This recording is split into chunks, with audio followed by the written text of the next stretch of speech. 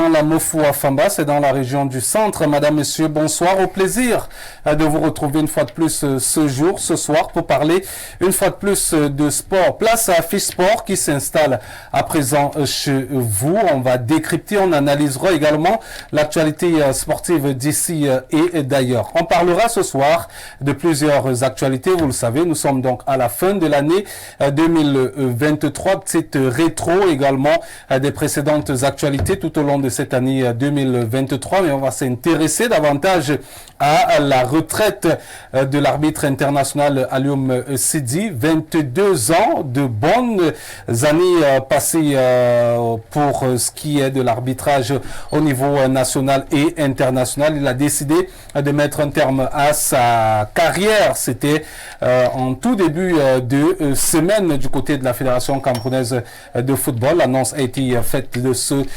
côté.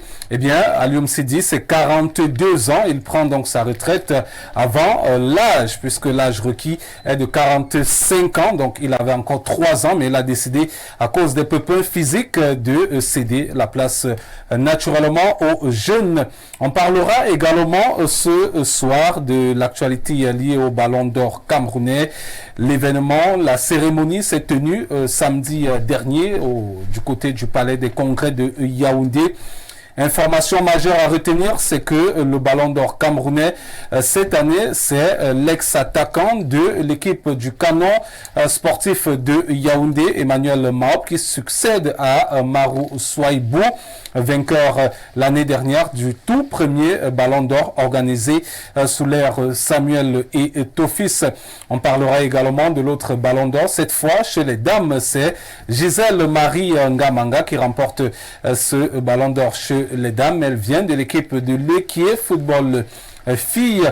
On reviendra également sur le côté organisationnel de cette cérémonie avec la présence de la première dame, Madame Chantal Biya, venue rehausser l'image, donner une autre image de cette cérémonie de Ballon d'Or camerounais. On parlera également dans la seconde thématique de la Coupe d'Afrique des Nations Total Énergie Côte d'Ivoire 2023 qui se disputera du 13 janvier au 15 février 2024 au pays des éléphants. Eh bien, le Cameroun fera partie des 24 nations habilitées à prendre part à cette autre édition de la Coupe d'Afrique des Nations. Le Cameroun ira à l'assaut de son 6e sacre. C'est déjà 5 sacres majeurs pour les Lions indomptables du Cameroun. Le dernier en date, c'était en 2017 du côté du Gabon. Rigobert Song mènera donc les troupes. Est-ce que Rigobert Song sera capable de ramener ce 6e trophée et se rapprocher de plus en plus des pharaons d'Égypte qui sont en tête en termes de nombre de trophées glanés? Tentative de réponse également ce soir. Madame, Monsieur, le décor, il est planté, les acteurs confortables.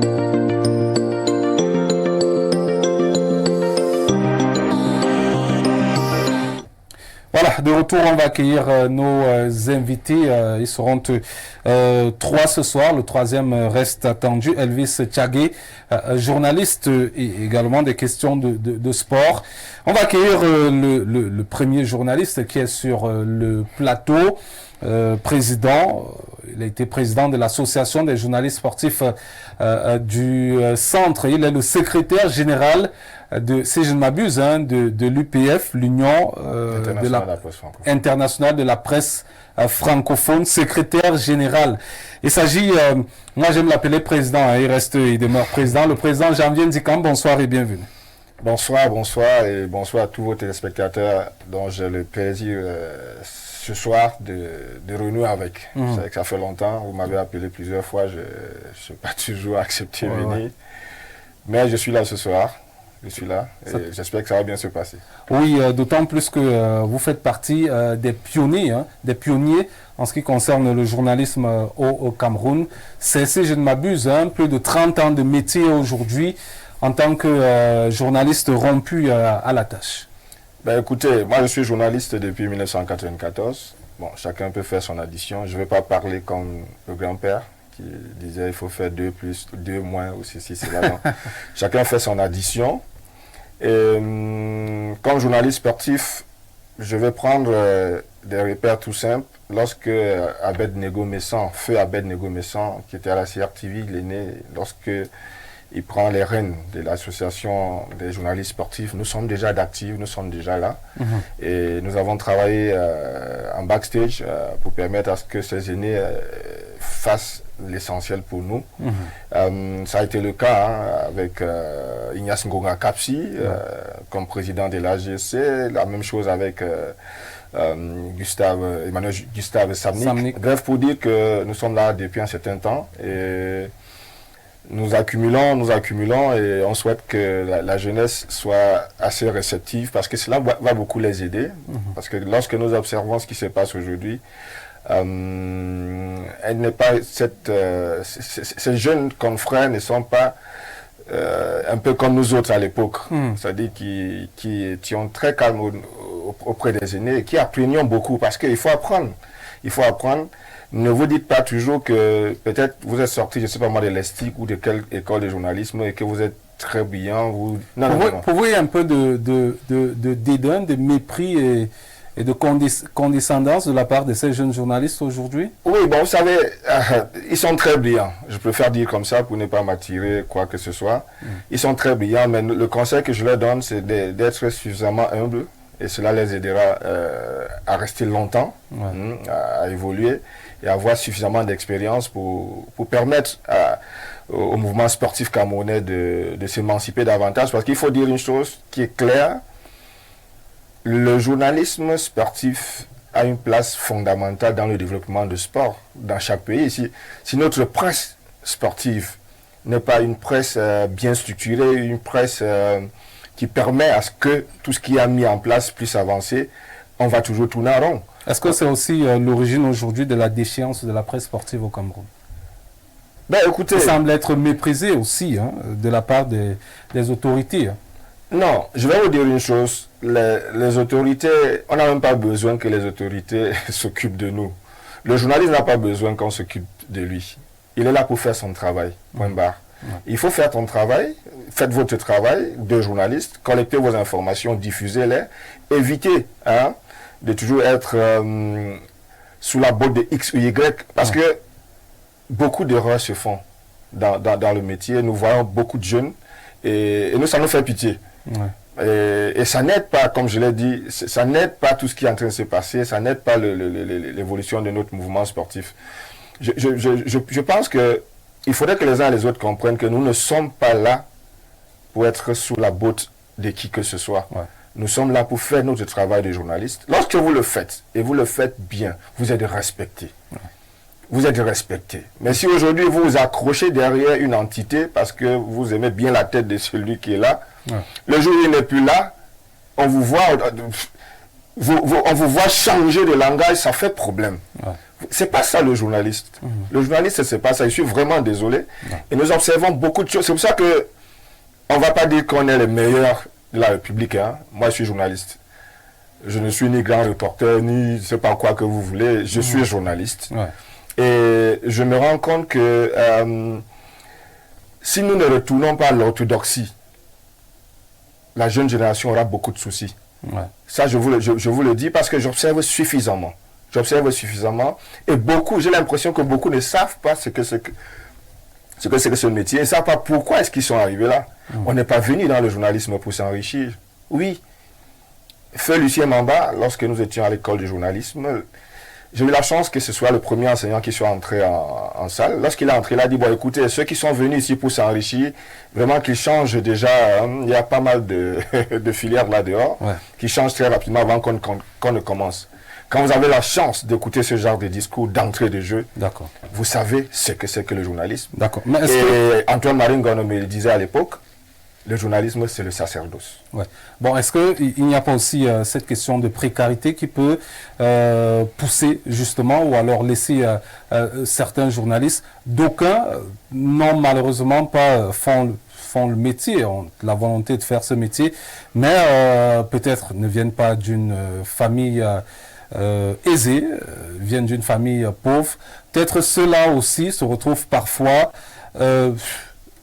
délaissés à tel point que peut-être on est obligé à un moment de de faire un certain nombre de choses. Bon, c'est vrai que nous, on a, particulièrement, moi, j'ai la chance, fort heureusement, de ne pas faire partie de ces personnes-là. J'essaie aussi parfois, peut-être, de me mettre à la place de ceux-là. Non, écoutez, une chose est claire. Ouais. Lorsque vous êtes recruté dans une structure, dans un organe de presse, ça peut être un organe écrit, audiovisuel ou aujourd'hui en ligne, parce que les gens parlent de la presse cybernétique, on parle davantage de la presse en ligne. Voilà. Mais écoutez, il y a un minimum de contrat que vous signez avec votre patron. Je vais vous faire rire un peu. Moi, j'ai signé un contrat, un genre, il y a quelques années, avant. Ça, c'était au début des années 2000. Le contrat était lequel? J'ai dit au patron de presse, je n'avais aucune responsabilité familiale, je n'étais pas marié, donc écoutez, je lui ai dit, écoutez, je suis journaliste, vous savez ce que je vaux. Je lui ai dit, vous ne pouvez pas me donner un salaire à la fin du mois. Mais écoutez, mon loyer ne doit pas souffrir. Et nous devons être un kiosque. Je dois aussi avoir un droit de regard sur les entrées pour savoir qu'il y a de l'argent. À partir de ce moment, que lorsque je suis en bouclage avec des confrères, parce que nous n'avions pas cette possibilité d'avoir des joueurs. Je lui ai dit, ça ne sert à rien de prendre 5-6 personnes alors qu'on ne pouvait pas leur donner un salaire. Je préfère que on gère la rédaction avec des pigistes à qui on donne des orientations pour un certain nombre de travaux à faire. Il m'a suivi, nous avons cheminé, je n'avais aucun souci. Lorsqu'un ami m'appelait pour dire, Janvier, écoute, s'il te plaît, il faut qu'on boucle, tu m'aides à boucler mon journal. Je lui ai dit, écoutez, pour que je vienne pour le bouclage, voilà le montant que vous devez d'abord me donner. Si vous ne l'avez pas donné, ça ne sert à rien. Et je vous assure, les uns disaient, ah, ça va faire, tu n'auras plus. Je dis, non, je me suis senti plutôt très à l'aise. Donc aujourd'hui, les gens arrivent, ils veulent travailler pour une bouteille de jus, je ne veux pas parler de bière, ils veulent travailler pour je ne sais pas quoi. Non, ce n'est pas ça. Vous n'êtes pas obligé de travailler. Oui, vendez-vous cher si vous estimez que vous êtes journaliste. Vous trouverez du travail. On vous prendra au sérieux. Je suis parfaitement d'accord avec toi. Bon, ce n'est qu'une expérience que je partage avec vous. Je rappelle d'ailleurs que vous êtes directeur de publication de Frontières d'Afrique. Oui, il y a un magazine panafricain en ligne sur le net. D'accord. Qui nous a amenés déjà un peu partout dans le monde. Parce que notamment en Russie. Et j'en profite pour dire que, vous savez, dans notre pays, nous avons donné l'occasion à beaucoup de gens qui... Et les gens pensent que la presse peut être en ligne. Mais écoutez, si je vous dis ce que cela m'a rapporté au mondial, vous ne pouvez pas vous entendre. Lorsque les Qataris sont entrés dans la liste de journaux qui étaient accrédités pour le mondial et qui étaient réellement présents, ah oui, j'ai eu des sollicitations en termes de communication. Je préfère ne pas entrer dans les détails. D'accord. Merci, Président. On a un journaliste sur le plateau. On a un entraîneur également chevronné sur le plateau. Coach Casimir Mangué. Bonsoir, coach, et surtout bienvenue. Maestro, bonsoir. Bonsoir à Janvier. Bonsoir à tous vos téléspectateurs. À la grosse machine technique qui nous permet d'être vus et écoutés. Je vais, avec votre permission, dire bonsoir. Ce qui n'est pas coutume. Comment on va dire, une icône, le roi des Bamoun, le sultan. Bombo, non, pas Bombo. Vous voyez que c'est une école. Nabil Forifong. Voilà, Nabil, voilà. Donc, nous sommes habitués avec le sultan des Bamoun, bonne émission. À tout le peuple Bamoun aussi, au président général de Fédéral du Noun, à son vice-président. Je voudrais également dire... bonne émission, souhaiter bonne émission au ministre Anderson Lé, qui admire ce que vous faites et qui est certainement parce qu'il a d'abord fait dans ce que disait Janvier. Donc, il est journaliste. Il est ministre, mais il est journaliste. Pour moi, il est journaliste. Il est journaliste, donc j'étais à Bagofit, j'ai échangé avec lui, je suis pas mal de choses. Il est journaliste. Voilà. Vous savez, moi, même quand je serai ministre des Sports, on dira que je suis journaliste. Donc, au ministre Anderson Lé, je souhaite une bonne fin de journée, une bonne nuit, une très belle nuit. Et je voudrais, avec votre permission, dire également bonne émission au président de la Ligue régionale de football du centre, M. Florent Aoumou, qui m'a surpris. Je suis arrivé à la Ligue aujourd'hui, j'ai trouvé quelque chose d'extraordinaire. Des bureaux avec un personnel dévoué à la tâche. Vous ne saviez pas? Non, je ne le savais pas, puisque jamais... C'est l'une des belles ligues que compte le Cameroun, la Ligue régionale du centre. Je vous assure, j'étais émerveillé, les bureaux, les téléviseurs, les espaces. Ouais. J'ai dit, c'est une opportunité pour moi de lui dire bravo, Monsieur le Président. Il a un grand ami avec qui il est partout, le coach Fetat. Voilà. Donc, ils sont partout. Hein. Si vous voyez le président de la Ligue régionale du centre, c'est que... La seconde que je non, regardez juste derrière, vous allez voir le coach Fetat. Ouais. Et je m'en voudrais de ne pas saluer toutes les merveilleuses populations de la région la plus ensoleillée de la République. Ouais. La région du soleil. Ça fait quelque temps que je ne suis plus arrivé de ce côté-là. Je pense que vous avez beaucoup perdu. Bon, je pense que du retour de la CAN, la Coupe d'Afrique des Nations, je ferai un tour de ce côté-là. Oui, le premier tour pour la présentation du trophée que nous gagnons. Bien sûr, parce que nous allons ramener le trophée de la CAN. On va le chercher dans la belle famille et on le ramène à la maison. Voilà, tout à fait. D'accord, c'est très important. Et enfin, celui-là qui nous le ramènera au président de la Fédération camerounaise de football, Samuel Eto'o, et Pelé Mabouan. Ouais. Je ne vais pas oublier mon frère, Jean-Pierre, l'un des vice-présidents chargés du football jeune, qui est également à l'écoute. D'accord, merci. Je m'en voudrais de ne pas dire bonsoir au petit Tamo. Tamo, le petit, le chef du protocole. Le chef du protocole. D'accord. Il est le chef de protocole de tous les présidents. Hein. Je vais lui poser cette question un jour. Bon, Tamo, comment est-ce que toi tu fais? Parce que vraiment, c'est un phénomène. Bon, c'est un employé de la Fédération camerounaise de foot. C'est vrai qu'il avait dit un jour qu'il n'est pas, il n'est pas là pour les personnes. Il est là pour la fédération. Il incarne l'institution. Ouais, mais il reste toujours là. D'autres également incarnent l'institution. On peut aussi toujours l'affecter à Garoua ou à Maroua. Par exemple. Mais ceux qui ont tenté ont vu ce qui s'est passé. Merci. On va parler donc d'Alioum Sidi. C'est un monument de l'arbitrage au Cameroun qui a décidé de mettre un terme à sa carrière. C'est plusieurs compétitions à l'international. Il a commencé à la Ligue régionale, je pense, de l'extrême nord. Il était footballeur à l'époque, hein, avant bien sûr de prendre un jour lors d'un match. Il a été choisi comme ça au pic pour arbitrer ce match des jeunes. Et c'est de là qu'un président de ce côté-là se rend compte du talent qu'il a, du charisme qu'il dégage en tant qu'arbitre. On va le dire arbitre comme ça. Et il décide de mettre ce dernier à la disposition de la Ligue régionale, je pense, de l'extrême nord. Et c'est comme ça qu'il commence à faire ses classes petit à petit. Il arrive à la nationale. Il domine presque tout le monde de ce côté-là et se retrouve à l'international. C'est 6 Coupes du Monde pour Alioum Sidi. Je mélange avec les Coupes du Monde de jeunes, que ce soit les seniors, les juniors, les moins de 17 ans et tout. C'est beaucoup de matchs d'ouverture d'une compétition, d'une Coupe d'Afrique des Nations, les finales également, les championnats d'Afrique et également dans plusieurs aspects de ce football-là. Eh bien, il a décidé à 42 ans, oui, je pense qu'il a 42 ans, de mettre un terme à sa carrière. Il avait encore 3 ans de plus avant de pouvoir justement partir en retraite. Lui, il a décidé d'anticiper.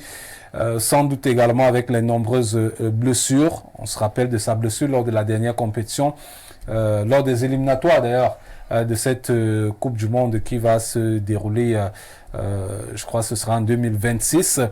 Et ces blessures à répétition font en sorte à ce que, en termes de performance, pour lui, il estime qu'il a donné tout ce qu'il avait à donner et qu'il est question pour lui de céder également la place aux jeunes.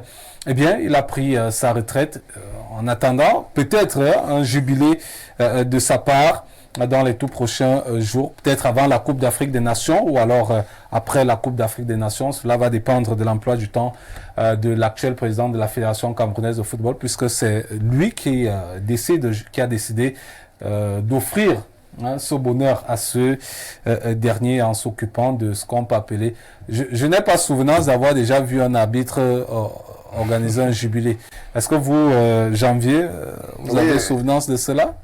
Je n'ai pas vraiment souvenance. Je sais qu'à l'époque, nous avions Dipendi Marcel, nous avions Pétia Laurent. Ouais. Je passe sous le contrôle d'un ancien aussi dans le foot. Je ne crois pas qu'on ait eu un jubilé en tant que tel, hein, sauf si...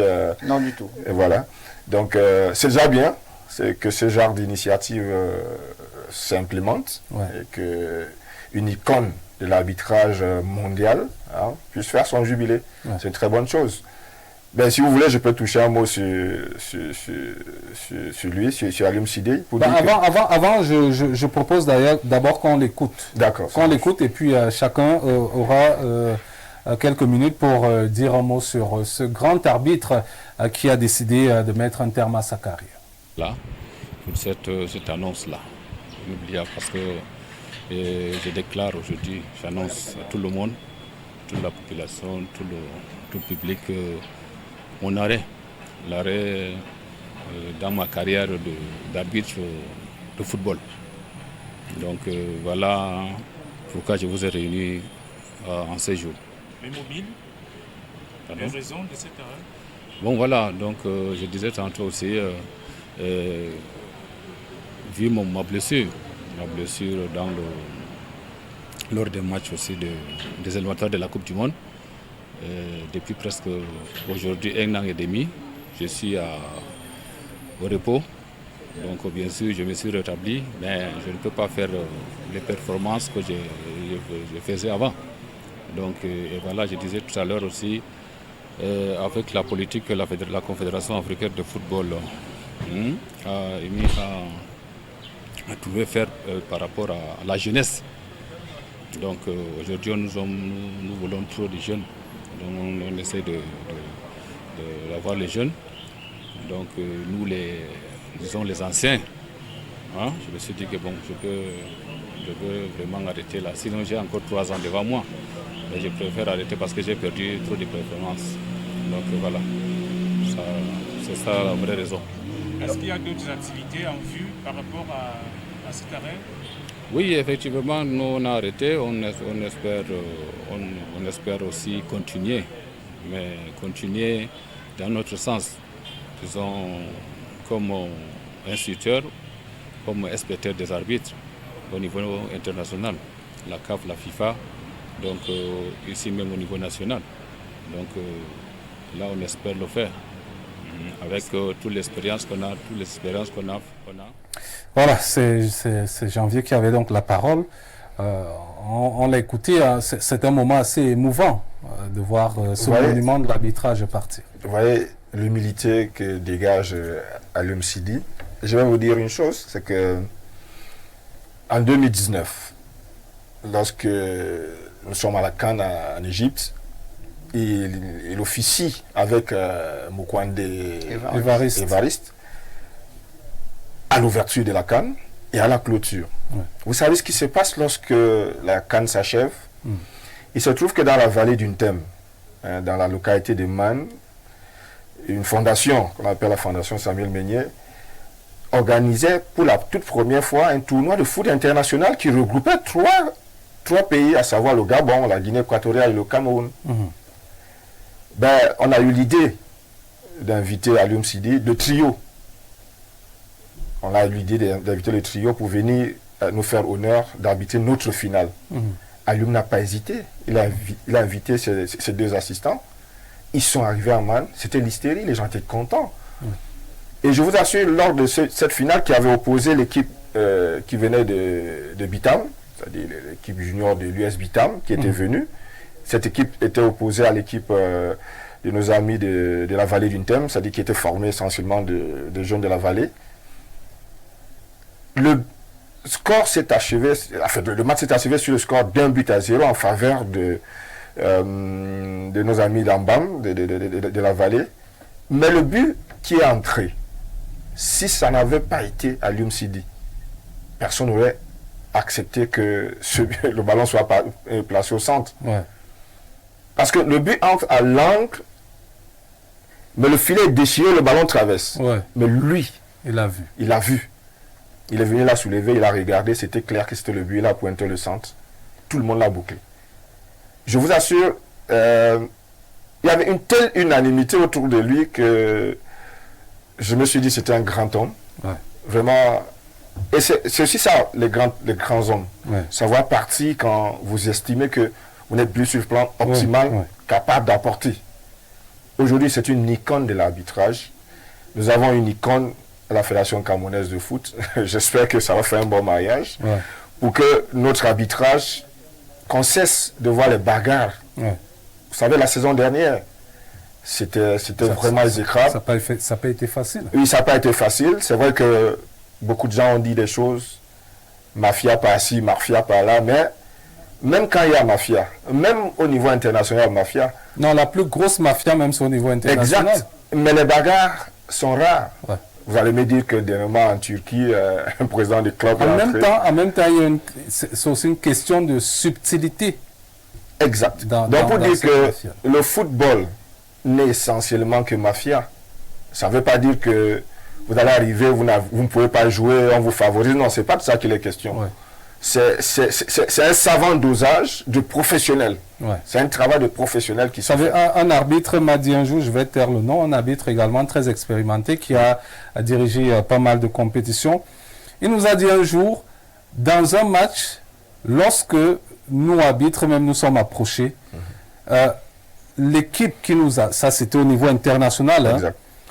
Ce qu'on fait, c'est que vous aurez l'impression même qu'on arbitre contre cette équipe. C'est-à-dire qu'on durcit un peu le ton avec cette équipe dès le début, mais après, on va chercher une petite action. C'est-à-dire que ça peut être, si le match est difficile, ça peut être en fin de match, on va chercher une petite action qui va faire en sorte à ce que bon, et personne ne se rendra compte justement que on a poussé l'équipe à remporter le match d'une certaine manière. Je crois que tout est dans le professionnalisme. Je vais vous, parce qu'il y a pas mal de biscuits, je vais vous parler du match que le Cameroun livre, je crois que c'était en 2016, parce qu'on devait se qualifier pour 2017, pour la CAN gabonaise. On a joué du côté de Limbé, je crois qu'on avait fait 1-1 avec l'Afrique du Sud. Ouais. Après, on est allé sur Durban. Nous autres, on a eu la chance d'être de ce déplacement. Ouais. Je vous assure, le match s'est achevé, je crois que c'était 0-0 de ce côté-là.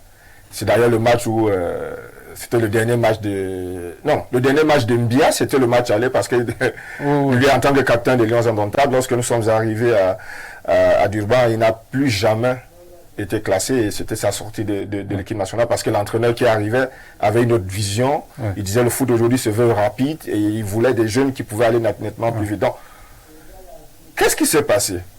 Aboubakar Vincent, dans le stade, faisait des grimaces. Ça aurait été un autre arbitre, il aurait eu le carton rouge immédiatement. C'est-à-dire il commet une faute, il ne veut pas quitter. L'arbitre gêné ne veut pas le sanctionner. Ouais. Donc, mais c'est très subtil. J'ai la chance au retour d'être assis dans l'avion avec l'arbitre central de ce match. Je préfère ne pas donner son pays.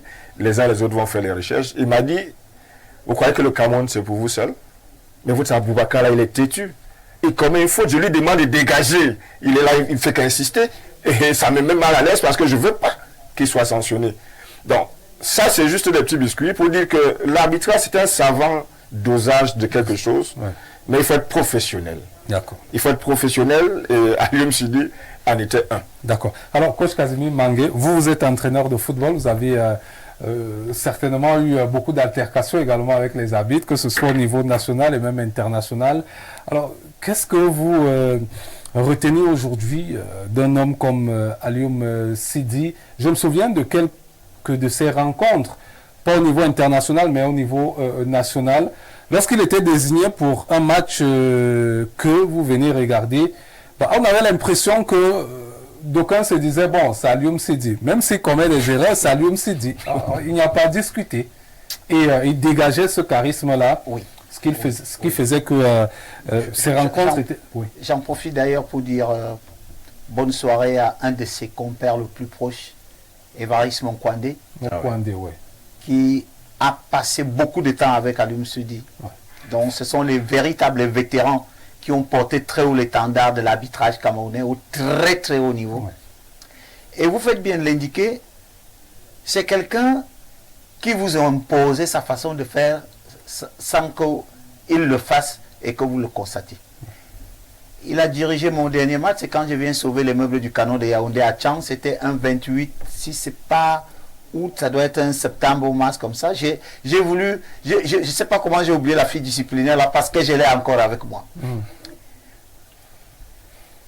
Chaque fois, et c'est l'un des rares arbitres avec lesquels j'ai jamais eu de démêlés. C'est-à-dire, j'ai cherché même la petite bête pour l'embarrasser, mais il était, je ne sais pas, au-dessus de toute tentation. Vous savez, il me faisait penser à... Il me faisait penser à un arbitre, Pierre-Luigi Collina. C'est-à-dire que même lorsqu'il veut vous donner un carton jaune, oui, c'était avec le sourire. Oui, vous encaissez votre carton tranquillement. Il sanctionnait toujours avec son sourire. Oui. Oui. Qu'il était d'une fraîcheur en arbitrage tel que vous vous demandiez à quel moment il sera mécontent d'un acte que vous avez posé. C'est l'un des arbitres qui m'a énormément surpris.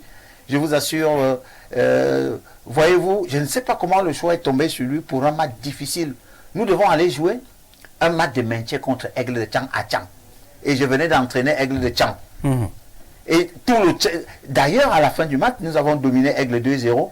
Tout le public est venu dire, mais même comme vous nous avez tapé mes toiles au côté, sinon on t'a trop aimé ici. Il y a donc une situation où Canon doit mériter un pénalty d'entrée de jeu.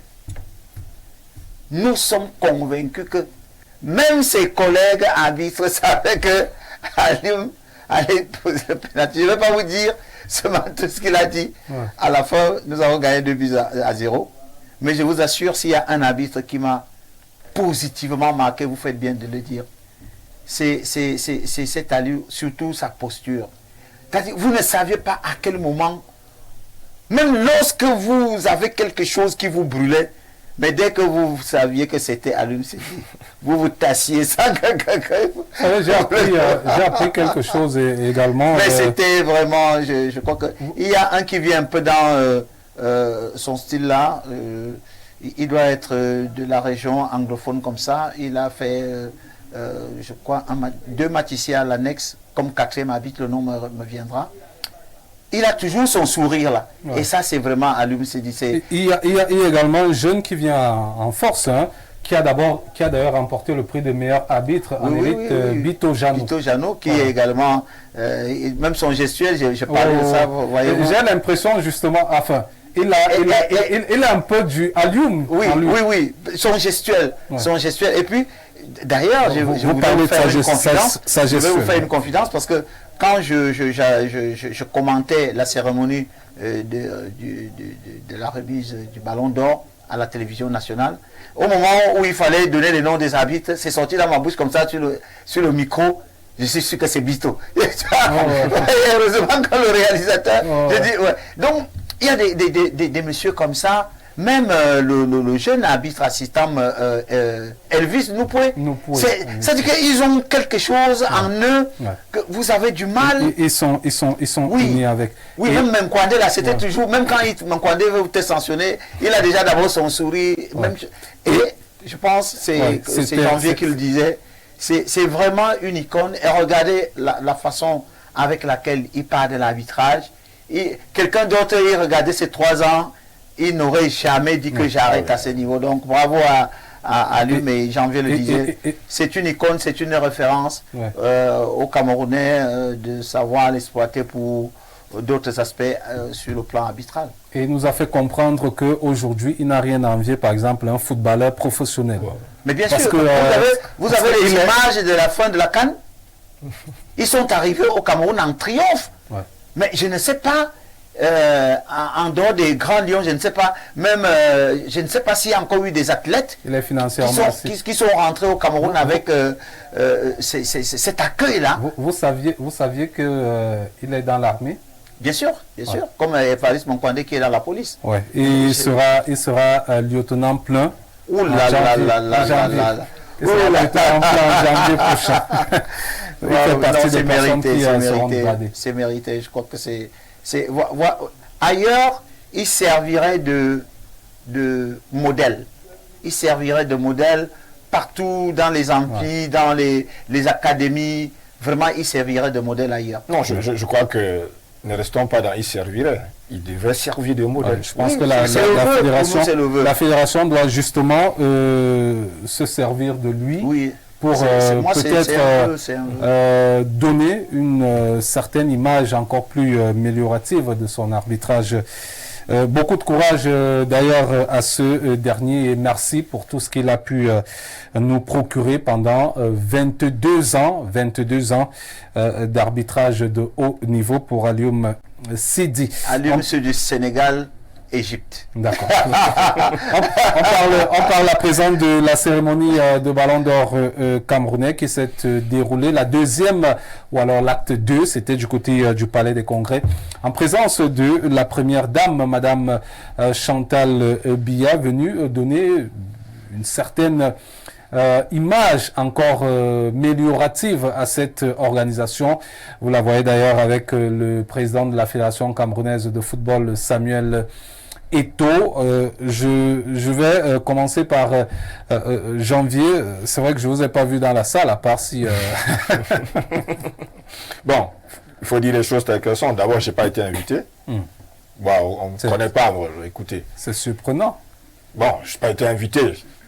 Bon, on invite ceux qu'on doit inviter. Bon, je n'ai pas été invité. Mais il se trouve que ce jour-là, dans tous les cas de figure, je devais être à Fumban. Je vais vous dire pourquoi. Parce qu'il y a une initiative qui est née déjà il y a 2 ou 3 ans, qu'on appelle la cloche d'or. C'est-à-dire c'est une initiative départementale qui est mise sur pied par un groupe qu'on appelle le groupe La Cloche, c'est-à-dire qui décerne aussi des awards au fils du département pour permettre... Bon, cette année, ils ont souhaité que je sois... le président du comité d'organisation, Jean Viali, a souhaité que je sois le président du jury. Ouais. Donc, vous voyez que même si j'avais été invité, je n'aurais pas pu être au Palais de Congrès. Mais, comme journaliste, vous savez, on a toujours une oreille, on a toujours une autre manière de suivre. Donc, on a passé ce très bon moment du côté de Fumban avec la cloche d'or. Ça s'est très bien passé. Et nous les encourageons et souhaitons que cela continue dans ce sens. Et lorsque par la suite, j'ai eu les images de Yaoundé, j'étais très bluffé. Je dis bravo à Samuel parce que nous avons besoin de voir des choses d'un certain niveau. Nous avons besoin de voir des choses d'un certain niveau. Vraiment félicitations pour ce qui est fait. Mais, je veux le dire, le président de la Fédération camerounaise de foot, Samuel Eto'o, gagnerait à ne pas être trop visible. Je vais vous dire une chose. Vous avez l'impression qu'il était trop visible à cette cérémonie? Écoutez.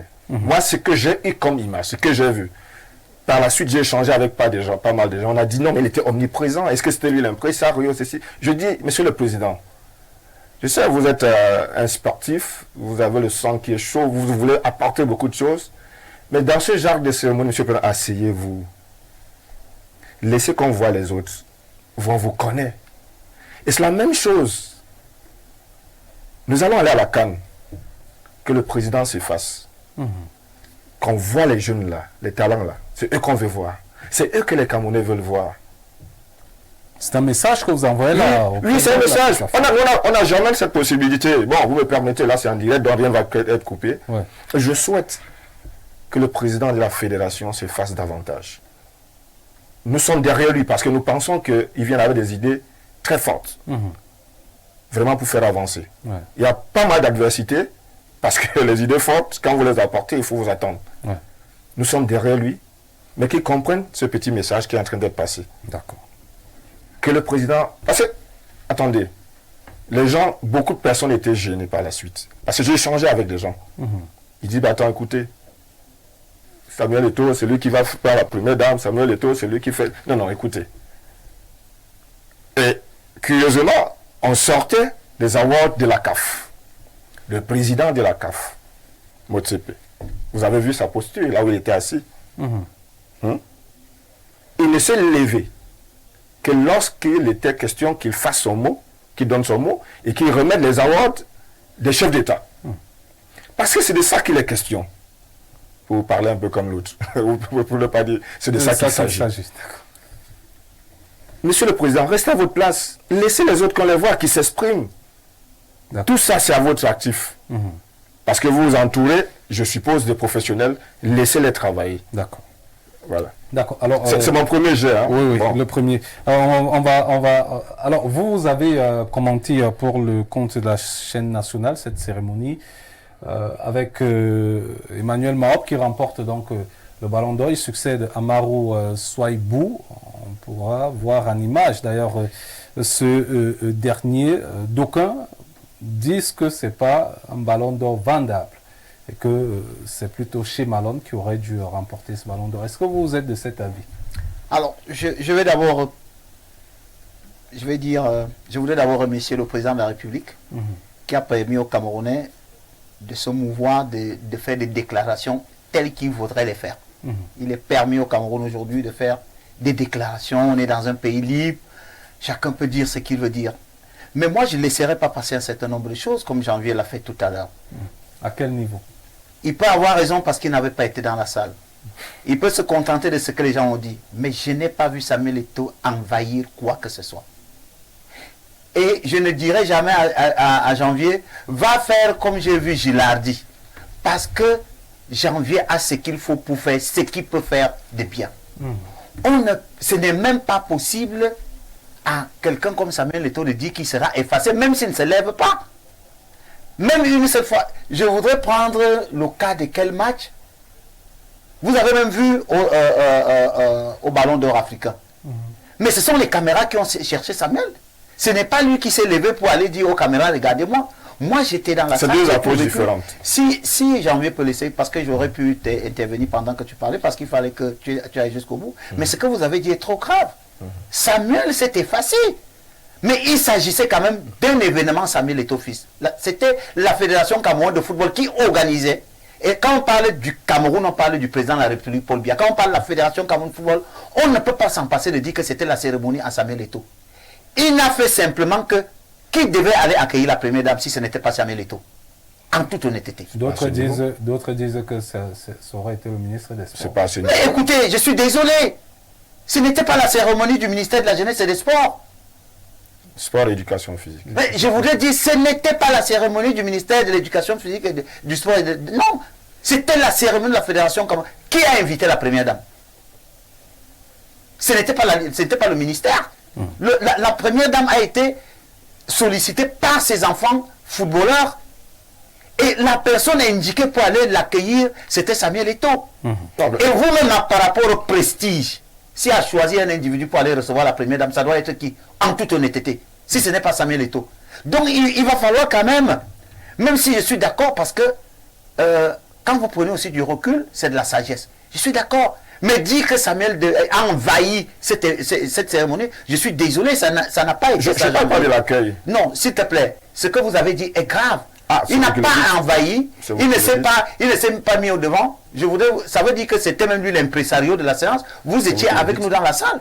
Vous pouvez au moins dire à quel moment Samuel, c'était quand il fallait. C'est quand nous sommes arrivés au niveau... L'impresario, c'était le brillantissime Lionel Château. Je suis tout à fait d'accord avec vous. Non, je crois que peut-être ce n'est pas ce que vous avez voulu dire, parce que moi je suis d'avis également. Vous savez, quand vous prenez de la hauteur, à un moment, il faut prendre du recul, je suis d'accord.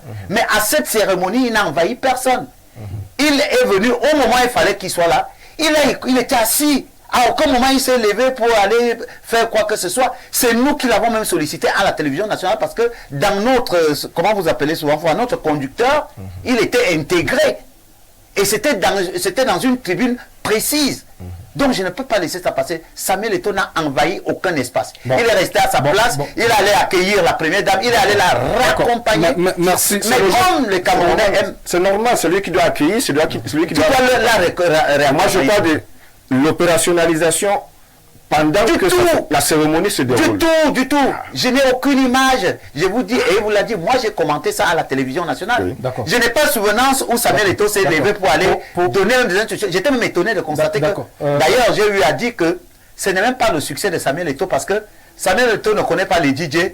Samuel Eto'o ne connaît pas les couturiers, parce que quand vous regardez le vestimentaire dans lequel était, je ne pense pas que c'est Samuel Eto'o qui allait faire les choix. Donc chacun dans la commission, moi j'ai tiré un coup de chapeau à tous ceux qui ont permis à cet événement d'être à la hauteur. D'accord. Donc, Casimir, il ça, fallait sur le évacuer plan ça. organisationnel. Maintenant, sur le plan des... mettons en lumière ceux qui ont remporté... Écoutez, vous savez, je peux donner raison à quelques incompréhensions du fait de ne pas être informé. J'ai également analysé le Ballon d'Or où j'avais fustigé le choix de Osimhen par rapport à Hakimi. Et même le choix du gardien marocain à la place de Yacine Bono, à la place d'André Onana. Vous ne pouvez pas faire l'équipe type. Je crois que nous étions peut-être sur le plateau avec vous, je ne sais pas si c'était sur le même plateau, où je demandais, est-ce que les gens savent ce que veut dire l'équipe type? C'est-à-dire c'est le meilleur joueur par rapport au poste. Comment vous faites pour avoir une équipe type avec gardien de but, André Onana, et vous avez le meilleur joueur, le meilleur gardien qui est Bonou, qui n'est pas sur l'équipe type? Sauf que ce n'est pas les deux instances qui avaient... S'il vous plaît, ça ce n'est que la logique. Oui. On dit, l'équipe type c'est quoi? Ce sont les meilleurs à leur poste. On est d'accord. L'équipe type, donc, le gardien qui doit être dans cette équipe type ne peut être autre que celui qui a été plébiscité. D'accord, pour revenir... C'était pour dire que, oui, lorsque vous ne donnez pas de bonnes informations, et c'est pour ça que la communication, vous avez du mérite d'être une force. Parce que c'est la bonne communication qui évite comment vous appelez ça? les fakes. Oui, les commentaires qui vont fuser de toutes parts. Si on avait donné des informations au préalable, beaucoup de personnes auraient compris pourquoi celui qui a eu le titre de meilleur gardien ne figure pas sur la feuille des meilleurs joueurs. D'accord, pour le cas de... Donc pour le cas, c'est la même chose. Je chutais par là pour dire que pour ceux qui savent de quoi il était question, ils vous diront comment... Parce que les gens ont fait la confusion entre la saison 2022-2023 et la saison 2023-2024. Où se situaient les choix? Les choix se situaient dans la période 2022-2023. Où les trois joueurs, justement, ont performé. Voilà.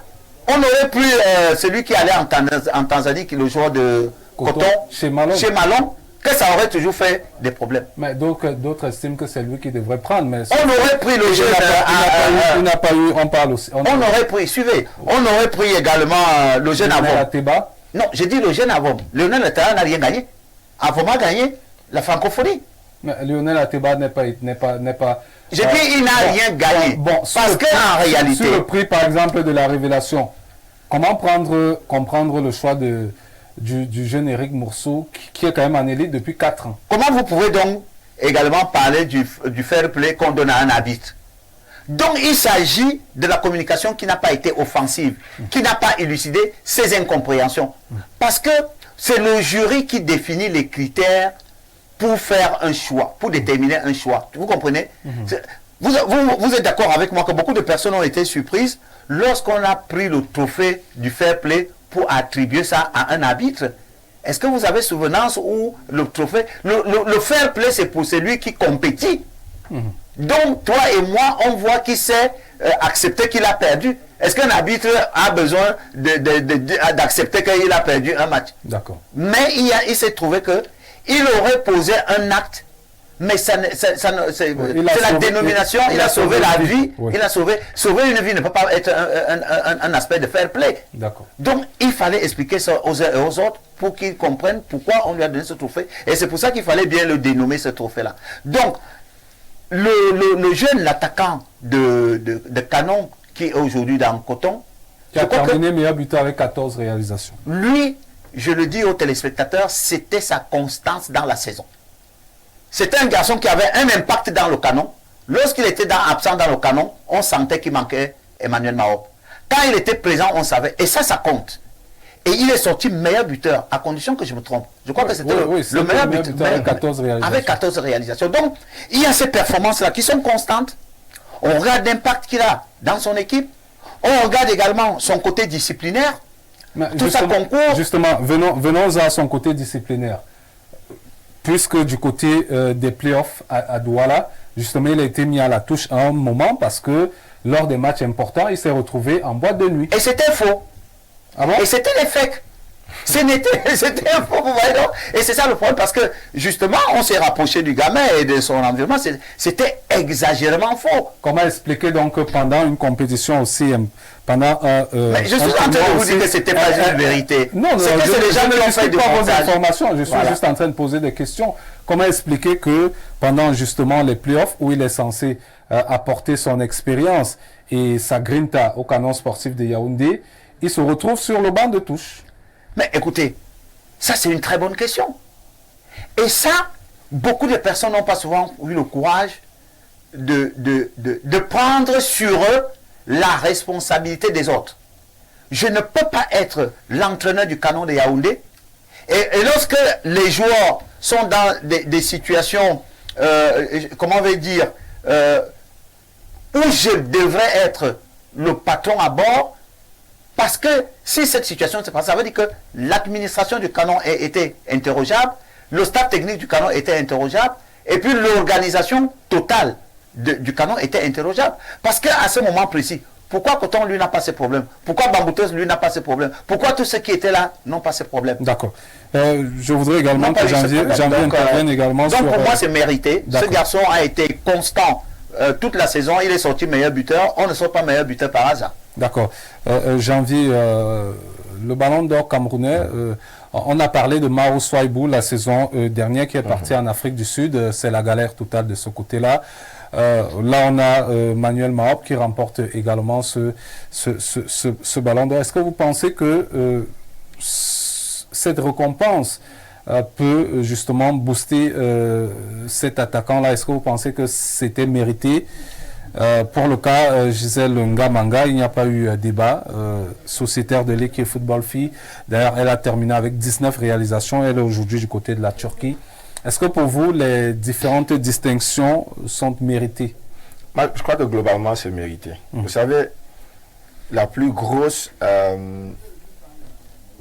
tout ce qui est suffisamment objectif est éminemment subjectif. C'est-à-dire qu'il faut d'une manière ou d'une autre que des gens prennent des positions qui se rapprochent. Et après, maintenant, c'est ton étoile, c'est ta chance et c'est toi qui passes. Nous avons eu une année au niveau de la CAF où c'est une Choucha-Zara qui devait passer. Ouais. Oui, mais pour un petit détail, on a dit... Même à Boudi. Oui, à Boudi aussi. En 2016. Donc, pour dire que c'est des petits détails. C'est des petits détails. Et il faut faire aussi avec la chance. C'est aussi ça le sport. C'est aussi ça le sport. Il faudrait pas que les uns et les autres entrent dans des vaines discussions, ceci, cela, non. Ceux qui ont eu la chance cette année d'être nominés, bravo. Bravo. Que les autres se mettent au travail. Parce que la manière dont la cérémonie est organisée, vraiment, si vous êtes un footballeur et que vous êtes brûlé d'envie de... Oui, vous êtes nominé à ce niveau-là, au niveau du Cameroun, je dis, vous devez être fier. Votre famille doit être fière. Et je vous assure... Et ça s'est vu avec Ndamanga, je vous assure, sa famille... elle a fait descendre sa famille. Et les gens qui étaient aux anges, c'était sa maman. C'est une sorte de reconnaissance. C'est une sorte de reconnaissance. Mais n'entrons pas dans trop de détails. Parce que la différence peut se faire sur un ou deux petits points. Si, bien sûr. Je dis, il y a beaucoup de subjectivité dans ce qui est objectif. Donc, à partir de ce moment, applaudissons la fédération, encourageons la fédération à aller toujours dans ce sens. Mais maintenant, vous avez parlé du cas Mao Swaibou qui se trouve du côté de la galère totale. Pour dire une chose, je suis pas là je suis à côté d'un encadreur de sport, un coach, pour dire que le tout n'est pas d'avoir ce ballon d'or. Tout à fait. Le tout, c'est de continuer à travailler. On vous le dira. Samuel Eto'o, il le chante tout le temps. Tout c'est le travail. C'est quand vous travaillez que vous restez au niveau où vous êtes. Vous voulez être ballon d'or, vous allez en Afrique du Sud et on ne vous appelle jamais dans les Lions indomptables. Je comprends qu'à ce moment, il y a un problème. Ça veut dire que vous êtes arrivé là-bas, bon, comme votre salaire est un peu monté, bon, vous dites que vous êtes arrivé. Non, monsieur.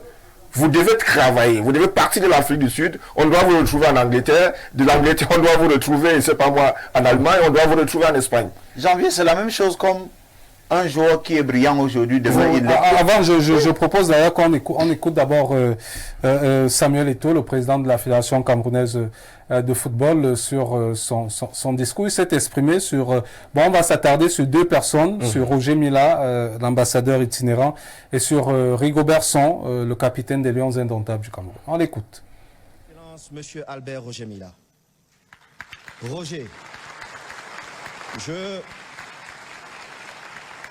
je pense que lors de mon premier ballon d'or, reçu ici à Yaoundé, je t'avais surpris avec la paire de chaussettes que tu m'avais donnée alors que je n'avais que 13 ans. Cette paire de chaussettes a changé ma vie. Je suis né pas loin de Mvogada, j'ai grandi pas loin de Newbel. Imaginez la suite qui était réservée à cet enfant. J'étais destiné à aller en prison. Ça, c'est vrai. Mais ma rencontre avec Roger m'a bouleversé. J'étais avec mon feu père. Et je mourais d'envie de voir celui-là même qui m'a inspiré, qui m'a permis de rêver, qui m'a permis de courir, de montrer qu'au Cameroun, on pouvait. Et Roger, je profite pour te dire merci. Merci d'avoir été celui-là qui a changé le cours de ma vie. Monsieur le capitaine, mon capitaine, aujourd'hui sélectionneur de la plus belle équipe au monde, notre équipe, celle du Cameroun.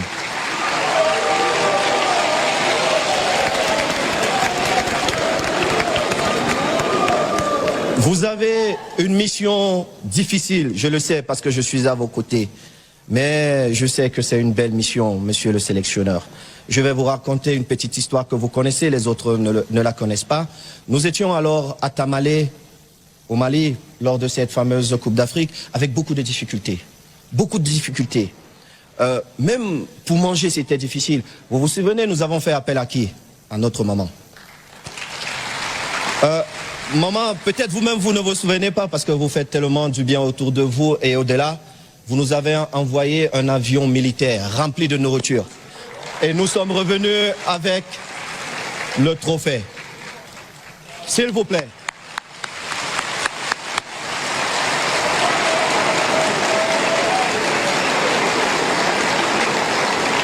Monsieur le sélectionneur, nous sommes appelés à défendre le plus beau pays au monde pour nous.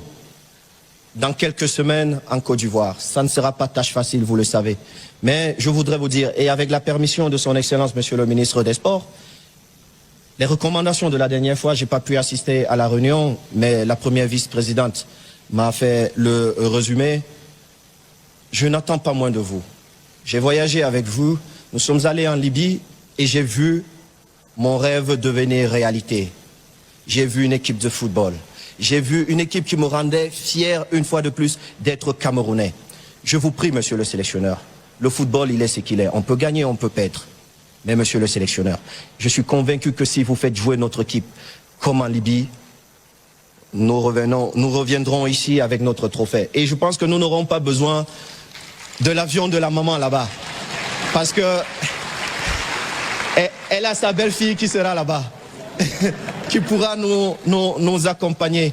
Et pour terminer, parce que je ne veux pas être beaucoup plus long, charmante maman, je vous prie. Voilà, c'est avec ce discours qu'on va prendre donc la seconde thématique qui parle justement de la participation des Lions indomptables du Cameroun du côté de la Côte d'Ivoire pour cette Coupe d'Afrique des Nations 2023. Est-il donc sur la bonne voie? Je vais commencer cette fois avec le coach Casimir Mangué. Est-ce que vous pensez que Rigobert Song peut aller décrocher le Graal? Oui, oui. C'est possible. Moi, j'ai commencé à avoir des certitudes avec Rigo lorsqu'il a fait le match contre la Russie. J'ai commencé à avoir des certitudes parce qu'il a innové. Il a permis à certains garçons de démontrer de quoi ils étaient capables. J'ai compris qu'il est capable d'oser. Et ce qu'on peut dire aux uns et aux autres ici, c'est que Rigo a tout masqué. Il n'est pas possible aujourd'hui qu'un entraîneur dise dans quelle configuration de jeu le Cameroun jouera. Donc pour vous, c'était fait. Oui, oui, c'est fait à dessein parce que moi j'ai vu le petit Njé Clinton, je peux vous l'avouer ici, aux brasseries du Cameroun en 2009, dans la catégorie U16 niveau 2. je ne pouvais jamais m'imaginer un jour qu'un entraîneur utiliserait Ndje Clinton comme un milieu de terrain offensif. Et quand j'ai vu ce garçon, pour ma première fois jouer contre la Libye, puisque bon, vous savez que mon partenariat avec la télévision nationale, je me suis loupé d'ailleurs en restant dubitatif sur l'utilisation de Ndje Clinton en début de match. Mais quand j'ai vu ce que ce garçon a produit, j'ai vu que Rigo a utilisé presque tous ses joueurs. Aujourd'hui, Rigo sait contre le Sénégal qui peut jouer. Rigo sait contre la Guinée qui peut jouer. Rigo sait contre qui il peut jouer. Et ça, c'est le plus important, d'avoir les certitudes. Mais lorsque vous ne savez pas, vous avez souvenance que depuis un certain temps, on ne pouvait pas imaginer 7 joueurs des Lions qui pouvaient jouer. Aujourd'hui, chaque Camerounais est capable de citer 7 joueurs qui commenceront le match avec la sélection des Lions. Donc, pour moi, bien que le football soit quand même assez aléatoire, vous pouvez avoir la meilleure équipe du monde et aller chuter à la compétition. Mais au regard de tout ce que j'ai relevé ici, je pense que cette équipe va surprendre, même si elle ne gagne pas finalement la CAN, mais elle va présenter quelque chose de magnifique. Déjà, les jeunes qui sont en train d'entrer dans cette équipe, je n'ai pas envie de les citer tous. Personne n'a déçu. De tous les nouveaux qui sont rentrés, chacun a démontré qu'il pouvait attraper une opportunité pour s'accrocher. D'accord. Avant janvier, on va liquider quelques messages des téléspectateurs également. Bonsoir le plateau. Alioum Sidi est un modèle pour le corps arbitral. J'ai eu le privilège d'échanger avec lui après un match de Ligue 1 au stade municipal Ngandji Gaston de Nguenac, c'est du côté de Bafan, avant donc son départ pour le mondial 2014. Franchement, la rencontre était teintée de vives tensions côté supporter de Unisport du Ouakam, mais parce que c'était Alioum Sidi, aucun supporter n'avait osé pousser le bouchon plus loin. Tant ce dernier était excellent dans son arbitrage. Salut au coach, nos salutations au coach Casimir Mangué et à Janvier Ndikam. Pascal Vénus Ngambang, ex-SG de l'AGSC du côté de l'Ouest. Merci. Du côté de la région merci. De l'Ouest. On va lire notre message également ce soir. Mathias depuis Douala, bonsoir sur le plateau. Je voudrais dire à celui qui est en train de parler de Samuel Eto'o. Non, on a habitué à écouter ce genre de réaction. Non, on va pas. Autre message, Nourdin depuis Ngousso. Bonsoir le plateau, je salue la beauté de la cérémonie. Je suis juste triste que dans notre pays, on politise tout. Les canaux d'or politisés, Miss Cameroun politisé. Quand le politique s'intègre dans ce genre de cérémonie, elle perd de sa sincérité. J'ai jamais vu de ministre aux cérémonies de Ballon d'Or France Football. C'est Nourdin depuis Ngousso qui nous le fait savoir. Bonsoir Patrick, je suis Laurent Mbassi. Je suis d'accord avec le coach Samuel Eto'o, n'était pas si envahissant que ça. Les couacs de l'année dernière ont été corrigés. Bravo à l'organisation. Laurent Mbassi qui nous le fait savoir. Autre message, bonsoir les démons de la Patrick Dodja, Samuel Patrick Dodja. Les démons de la haine cherchent toujours la petite bête au pititi. Pas autant de Tombi Aroko, de Seydou Momonjoya, il y avait un tel acharnement comme ce qui se passe actuellement avec Samuel. Ça a toujours été ça à la Fédé. Vous savez, vous pouvez être président de la République, vous êtes tranquille, mais lorsque vous êtes président... Tous les présidents qui sont passés là, on a toujours dit, des gens ont toujours dit des choses. Dylan Bitier depuis Kribi, bonsoir à vous. Je pense vraiment que Emmanuel mérite ce ballon d'or. Merci pour votre message. Autre message, Marc Jean depuis la France. Bonsoir, très belle cérémonie de ballon d'or, très belle organisation. Merci au président de la FECAFOOT pour avoir donné une très belle image à l'international au Cameroun. On va également poursuivre avec avec vous, Janvier. Est-ce que vous pensez également que Rigobert Song peut créer la sensation du côté de la Côte d'Ivoire? Est-il sur la bonne voie? Écoutez, nous venons de suivre un technicien que nous suivons beaucoup à la CRTV.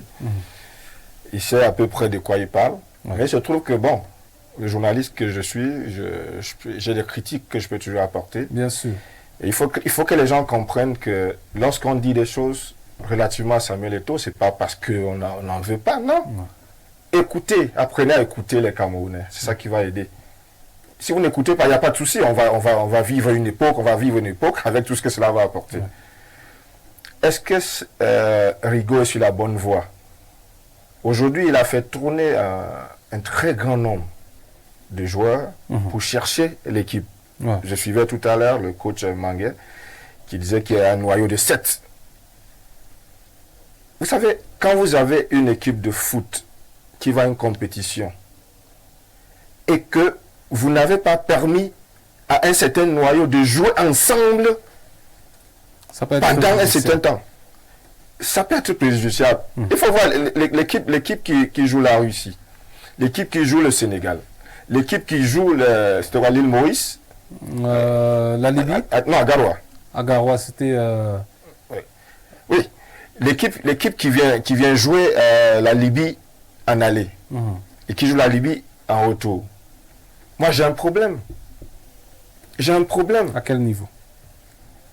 Vous mettez Mumbanya avant-centre à Douala. Il joue le rôle qu'il joue. Vers la fin, vous le sortez.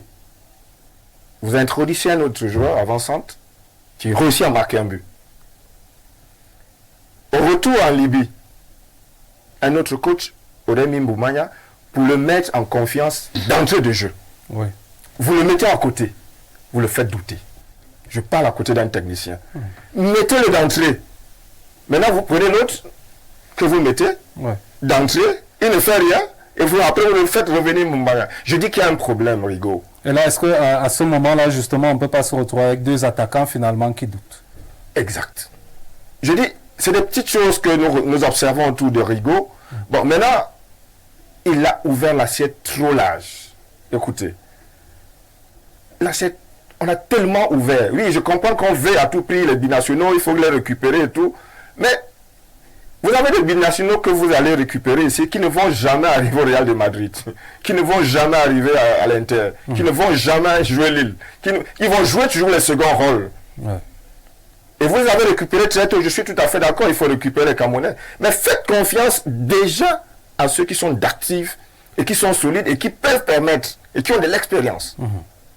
Il y a un choix qui a été fait d'ouvrir l'assiette, c'est tout à fait normal. Mais je souhaite que nous gagnions. C'est notre pays. Vraiment, je souhaite de tout cœur que nous gagnions. Mais contrairement à 2017, parce que j'ai été de l'épopée de 2017. Au Gabon. Où on a eu toutes les défections. André Onana, Choupo-Moting, c'était nombreux. Zamba Anguissa. C'est-à-dire, on est parti avec une équipe. Mais nous avions un Christian Bassogog.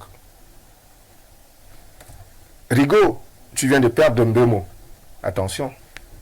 Ah oui, hein? Tu viens de perdre Mbemo. Qui peut venir faire l'affaire par rapport au système que tu mettais déjà en place? Mbemo, c'est le leader technique quand vous voyez le Lion jouer.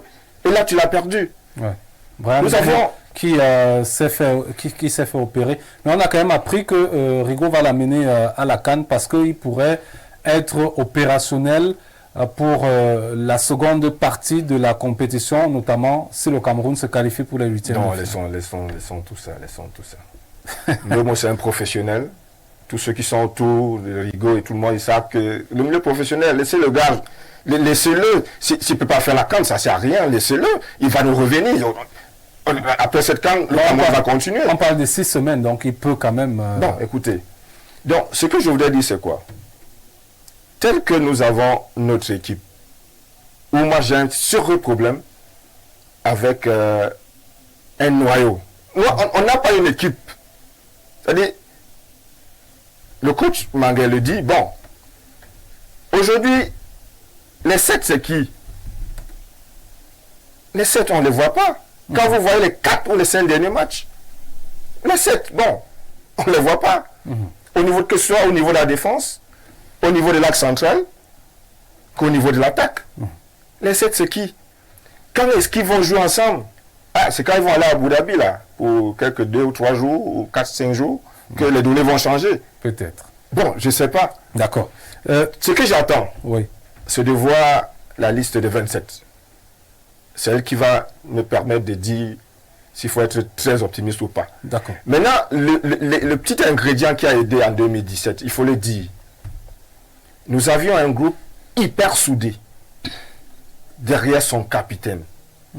Un groupe, je dis hyper soudé. J'étais là. Derrière Mukanjo. Exact. Est-ce que ce groupe a un capitaine dont tout le monde est soudé derrière? Est-ce qu'il y a des questions qui peuvent se poser?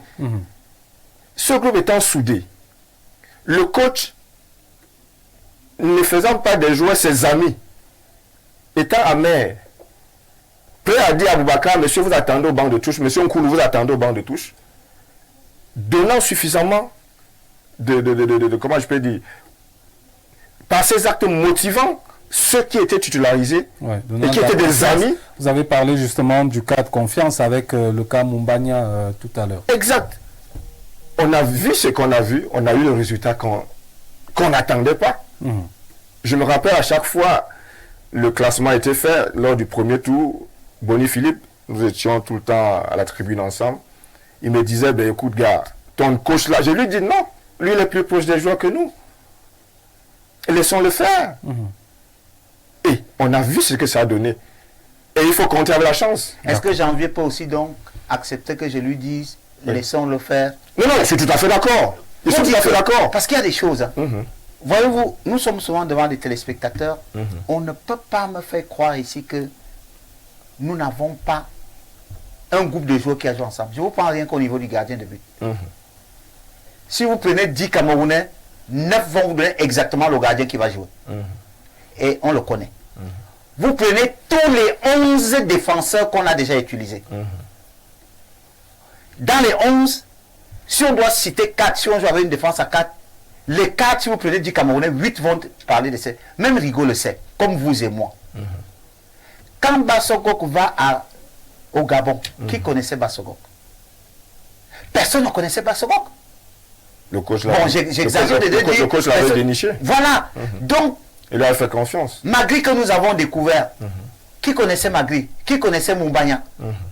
Mais nous les avons vus. Je pense que notre équipe aujourd'hui, vous parlez de la confiance qu'il y avait derrière. Je voudrais quand même indiquer ici que Nicolas, Benjamin, tous ces garçons, je les ai eus à la Cadi Sport Academy. Et même Sébastien Véron, bon, nous on l'appelait comme ça Véron Siani. Sébastien Siani. Parce que c'était, on l'appelait comme ça Véron. C'était les garçons que nous avons eus à la Cadi Sport Academy.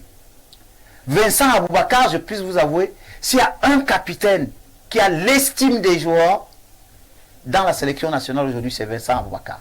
D'accord. Donc, ces joueurs, du fait même que ces garçons de Vincent Aboubakar, vous savez, il faut le dire, nos frères du Nord sont des personnes, on vient de parler d'Aloum Sedi. C'est des gens qui suscitent toujours de l'admiration autour d'eux. Donc, je peux vous garantir que les joueurs de l'équipe nationale actuelle ont beaucoup d'estime pour Vincent Aboubakar parce que ce n'est pas un garçon ordurier, il n'est pas hauteur.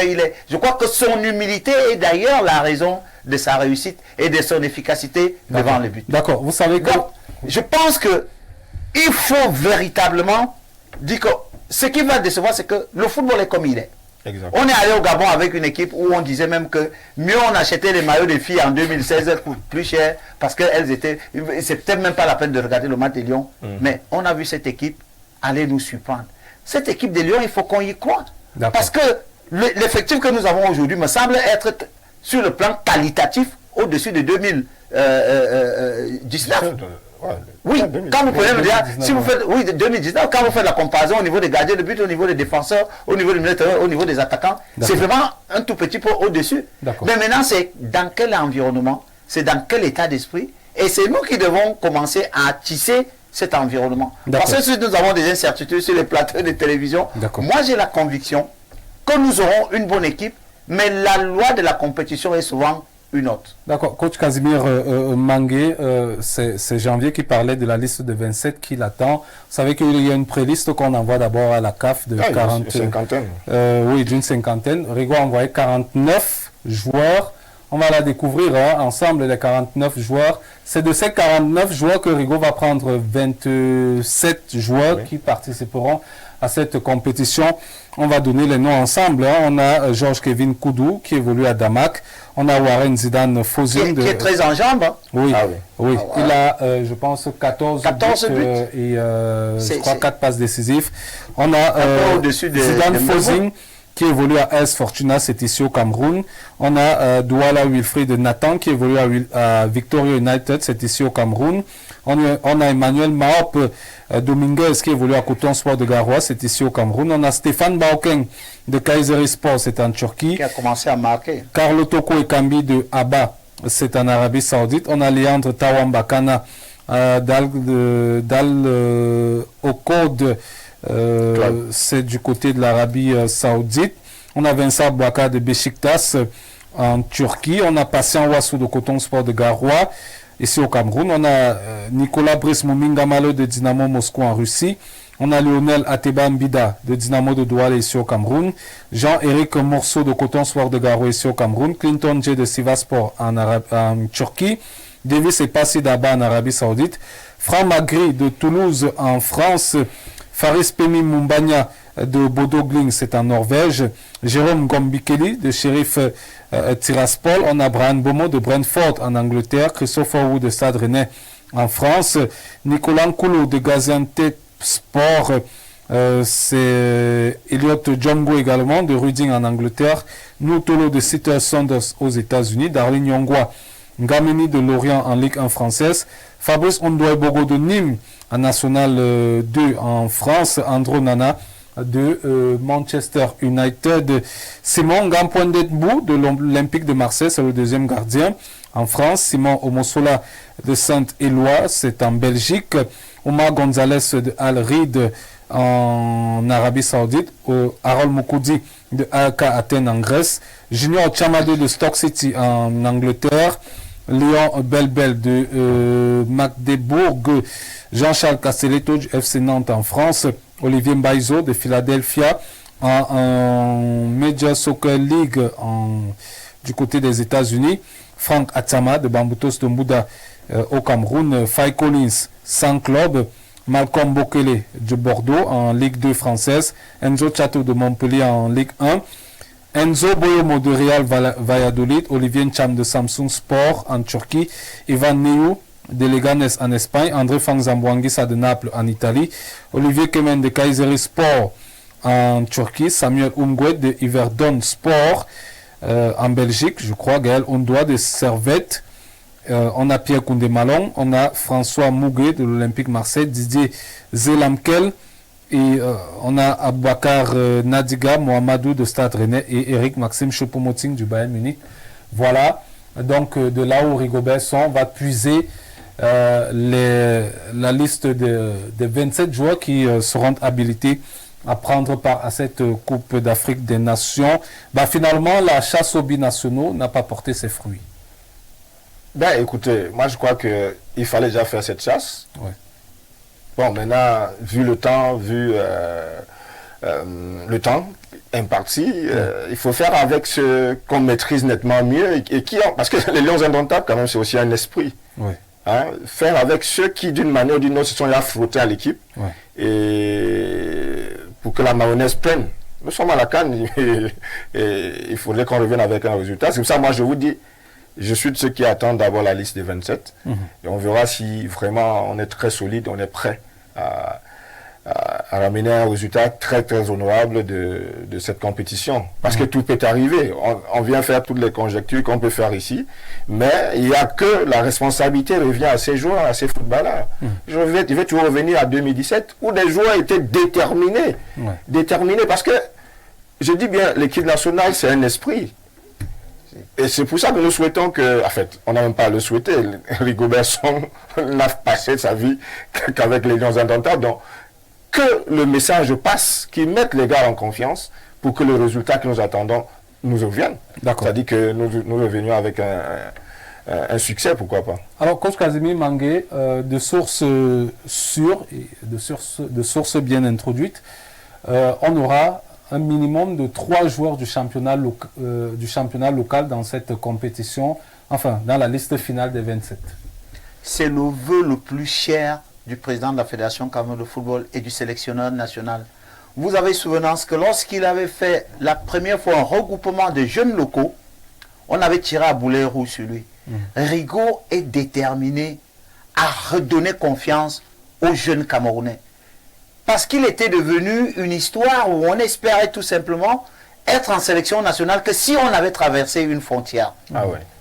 Maintenant, Rigo pense que en intégrant souvent les joueurs du championnat local, comme vous avez vu à la cérémonie du Ballon d'Or, ça permet aux joueurs de dire, mais écoutez, ça veut dire que même étant au pays, je peux être appelé en sélection nationale, je peux être Ballon d'Or. On aura un minimum de 3 joueurs de ce championnat local. C'est le vœu du président de la Fédération camerounaise de football et de Rigo qui savent. Samuel n'a pas commencé à jouer d'abord au Real et au Barça. C'était ici. Rigo, idem. Et ils ont encore cet esprit-là. Ils pensent que le Cameroun peut encore grandir en stabilisant, en retenant les jeunes ici. Voyez-vous, Maroc, on en parlait tout à l'heure, le statut qu'il a aujourd'hui, ce n'est plus le statut d'hier. Quand vous parlez à Maroc aujourd'hui, ce n'est pas comme le Maroc d'hier. Si vous parlez de 5 millions la saison dernière, vous êtes sûr que vous êtes déjà dans 10 millions. Il a pris un peu du galon. Je suis un peu persuadé que Rigo fera tout pour qu'il y ait au moins 3 joueurs du championnat local. Encore que quand vous regardez quand même les matchs de l'élite aujourd'hui, mais monsieur, j'ai regardé un match Faux-Vazur contre... Le dernier match de Faux-Vazur à l'année contre Stade Renard. Mais j'ai regardé quelque chose à Canal là, c'était Stade Malien contre quoi. Mais j'étais émerveillé. Il y a de la qualité. Si vous prenez un garçon comme... j'ai vu un petit Dossard 15 ou 2 dans Faux-Vazur là. Mais c'est du footballeur. Vous prenez également, il y avait un Dossard 18 qui est entré dans Colombe, Djudia et Lobo. Mais c'est des petits phénomènes. Donc, sur le plan local, et je me suis toujours amusé, je termine par là. Le président de la République est un Camerounais. Le ministre des Sports, c'est un Camerounais. Le président de la Fédération camerounaise de football, c'est un Camerounais. L'entraîneur national, c'est un Camerounais. Qu'est-ce qui fait que, dans certains domaines, on pense qu'il faut absolument aller prendre les gens hors du Cameroun? Joseph Patrick Bala, c'est un Camerounais. Qui présente une émission qui est admirée par ceux qui sont hors du Cameroun. D'accord. Donc, les panélistes sont Camerounais. Donc, il y a de la matière au Cameroun et j'encourage Rigo et je sais, Rigo fera tout pour prendre des locaux si on veut davantage que le championnat fasse courir encore du monde au stade. Parce que le retour de ces garçons avec le trophée de la CAN, quand on dit le petit frère à Maestro Patrick Bala de Faux-Vazur était à la CAN, il joue demain contre le Canon, le stade sera plein. Tous les gars de Sapeur Mimboman vont aller au stade. Donc je crois que rien que sur cet angle-là, Rigo ne perdra rien.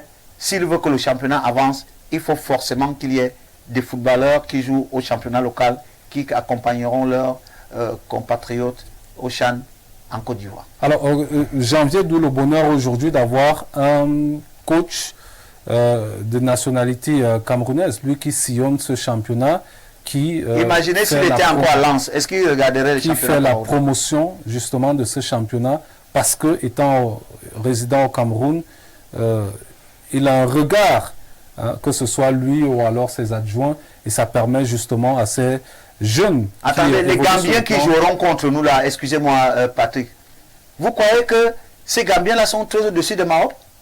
Non. Les gars de la Guinée, la Guinée qui jouera contre nous, donc les amateurs guinéens ils vont aller à la CAN là, ce sont les amateurs camerounais qui ne peuvent pas jouer? Non, je crois qu'il faudrait des Camerounais. D'accord. Non, nous sommes tout à fait d'accord qu'il faille travailler avec les nationaux au banc de touche. Mais il faut des nationaux. On a vu Jérôme comme au mondial. Il faut des nationaux capés. On me dira, Rigo, il est capé. Je dis, ok, il n'y a pas de souci. On juge le maçon au pied du mur. Il faut lui donner le temps. Le temps, on est en train de le lui donner. On peut faire aujourd'hui le ratio, on peut faire aujourd'hui un bilan. Chacun peut... Vous savez, les faits sont têtus, les commentaires libres. Chacun peut dire si Rigo a un bon bilan ou il ne l'a pas. Maintenant, il y a la CAN qui est là. Nous voulons la gagner. Nous devons la gagner. Par exemple, la Côte d'Ivoire, le Cameroun, il y a tout un autre combat entre nous. Donc, nous voulons gagner la CAN en Côte d'Ivoire. En 2024. 2024. Et Rigo en est Très Je conscient. regardais un reportage hier sur Canal Cannes. Je crois qu'il y a tout un canal dédié à cette compétition. Et on interrogeait beaucoup d'Ivoiriens qui pronostiquaient une finale Cameroun-Côte d'Ivoire. Je vais vous dire une chose. Comme en 84, il voulait dire. La responsabilité est trop grande. Nous devons minimum aller au second tour. Parce que si on sort au premier, ce sera pas très gai. Ce sera pas très gai. Ouais. Maintenant, la problématique des joueurs locaux. Ben écoutez, que les meilleurs buteurs, que les meilleurs qu'on voit, Ouais. moi je suis pour qu'on mette 5 ou 6 là-dedans, parce que vous en avez parfois qui jouent en Grèce, qui jouent je ne sais pas où, qui n'ont pas le niveau de certains qui sont ici. Bien sûr. Bien sûr. Moi je suis pour qu'on pousse que ce soit pas seulement 3 joueurs, qu'on ait à 5-6, Ouais. pourquoi pas. Oui, Effectivement. et qu'on leur fasse confiance, c'est pas qu'il vient s'asseoir au banc, et après le match fini, on dit que non, il était quand même sur la liste. Non. Qui est 11 entrants où le gars, et 2 ou 3 sont Faut dans qu'on le jeu. enlève, on se départit de mythe. ce complexe-là de ce complexe. oui, l'autre joue à l'extérieur, c'est lui qui doit jouer, alors que parfois, ceux même qui sont sur le plan national sont plus performants. Exact. C'est clair. Mais je vais rester fidèle à ma façon de voir. Vous savez, aujourd'hui, il y a des choses que les Camerounais acceptent parce que c'est Rigobert Song. Écoutez, faites très attention. Demain, quand vous n'aurez pas un Rigobert Song et que vous aurez un autre Camerounais qui n'a pas eu, qui n'a pas été capé, mais qui est un bon entraîneur, Ouais. j'espère qu'on acceptera aussi les défaites. Moi, je suis clair là-dessus. C'est pour ça que moi, je suis pour qu'il y ait un entraîneur national, oui, Ouais. mais qu'on n'enlève pas dans notre tête qu'à un moment donné, en attendant d'avoir encore une bonne perle, qu'on ait à un moment donné un entraîneur qui ne soit pas camerounais. Je le dis parce que les gens acceptent aujourd'hui parce que c'est Samuel Eto'o qui est président, c'est parce que c'est Rigaud. Si ce n'était pas les deux là, je vous assure, nous avons perdu des matchs, nous avons fait des choses, les gens ne seraient pas très contents. On aurait déjà demandé au coach de nous laisser tranquilles. Ouais. Vous avez vu avec Conceição, Ouais. malgré tout ce qu'il a fait comme résultat, Il n'avait pas un mauvais bilan. Hein, je dis malgré tout ce qu'il a fait, on a voulu qu'il gagné. soit parti. Vous dites? Conceição nous a qualifiés nulle part. Je suis tout à fait d'accord. Peut-être que vous ne le savez pas. Conceição a gagné des matchs. Ah bon? Vous savez, gagner les matchs et gagner une compétition, vous ne pouvez pas me dire dans quelle compétition Non. Conceição nous Je a crois qualifiés. que... Et c'est ça, c'est très important. Coach, n'allons tous pas- les matchs, je vais finir, tous les matchs où Rigaud devait nous qualifier, nous a qualifiés. Coach, n'allons Et ça, c'est pas... très important de le dire. On n'a pas dit. Quand on fait le ratio, c'est clair que le nombre de matchs perdus... Mais moi, j'ai eu le meilleur ratio, si vous le Oui, permettez. Oui. J'ai été l'entraîneur qui a eu le meilleur ratio au championnat camerounais. oui. On m'a donné 4 matchs, j'ai gagné 3 et j'ai perdu 1. Or, mon objectif, c'était de faire accéder l'équipe. J'ai eu le meilleur ratio, mais j'ai raté. Nous sommes tout à fait d'accord avec ça. Mais je voulais démontrer quelque chose. Ouais, vous chutez, Vous m'avez parce pas que nous laissé sommes arrivés chuter. au terme. Je dis, il y a des choses que nous acceptons. Parce que c'est Rigobert Song. D'accord. Demain, quand, peut-être 10 ans ou 20 ans après, quand Rigaud ne sera pas là, et qu'on trouve un autre Camerounais, je souhaiterais que les gens acceptent D'accord. qu'il fasse 5, 6, 7 matchs, qu'il perde 4 et qu'il fasse un nul et qu'il gagne 2. D'accord. Voilà. D'accord, merci Janvier d'être passé pour cette dernière de l'année. Merci. C'est un honneur. On vous souhaite joyeux Noël et surtout bonne année par anticipation. Thank you very much. Merci beaucoup. D'accord, coach, pareillement, joyeux Noël et bonne année par anticipation. Non, j'espère que le PDG va nous acheter les poupées. J'ai oublié quand même de vous. Oui. Mais j'ai aussi oublié de vous dire qu'on a une émission spéciale qui sera organisée le 24. Hein. Ouais. Donc vous aurez la possibilité de venir avec vos enfants. Voilà. Ceux-ci bénéficieront de quelques... La petite virgule que je vais faire, hein, Rapidement.